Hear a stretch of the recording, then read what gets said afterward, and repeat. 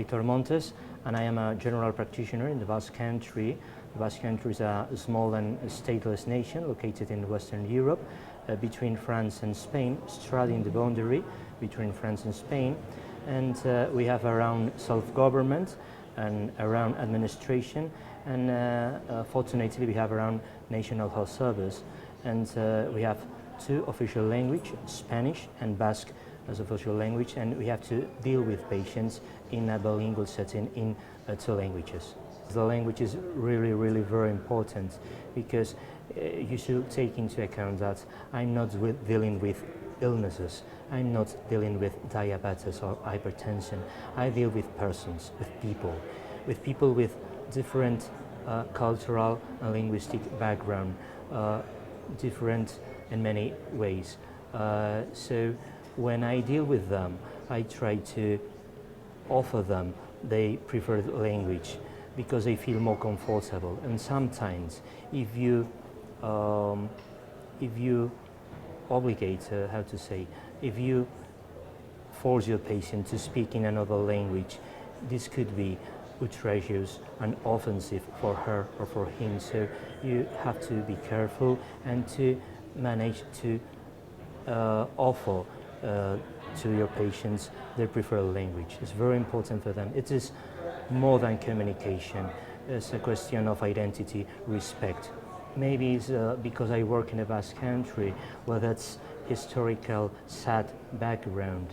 I deal with many patients who had suffered oppression only for speaking in Basque. For example, I remember one of my patients, he asked me where I was from, and I answered him, well, I'm from Basauri. Oh, I remember the jail, because in Basauri there was a jail, and he was imprisoned many years ago only because in a wedding celebration he started with his friends singing in Basque, in their own language, and he was imprisoned for a month only for singing in Basque. So when you deal with this patient, if you force this patient to speak in Spanish, you are not doing a very good work. I work in a rural area, in a rural town, with a population of 1,500 people, so I have time enough, maybe 15 minutes, 20 minutes, more or less. But unfortunately, in more urban or big cities, my colleagues have sometimes a short time, 7 to 10 minutes to deal with every patient.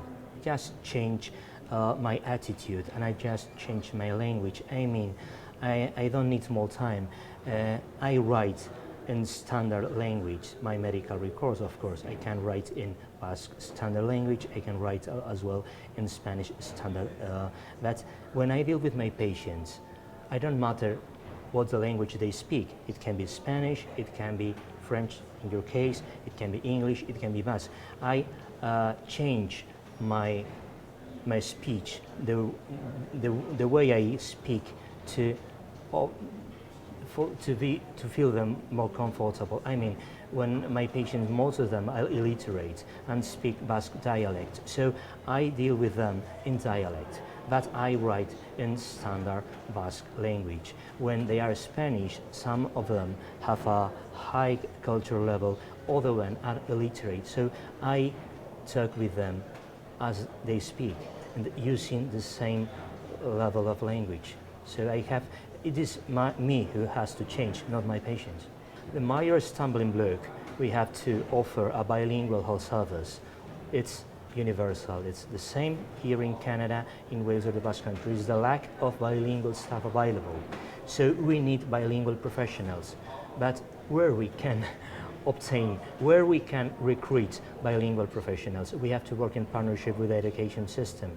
Now at this moment in the Basque Country, every children are attending Basque schools where the main language of use is the Basque. And in minority context or bilingual context with a minority language, it should be mandatory to improve the knowledge, the learning of the minority language between students, between the youth, the children. So I take the liberty of suggesting, of recommending a bilingual education system for everyone, for every children, to ensure our children, the colleagues and the leaders and the stakeholders of the future to be bilingual. In the Basque Country, in Wales, or here in Canada, every politician, every senator, every administrator, every stakeholder, every general practitioner or surgeon should be bilingual in the next years.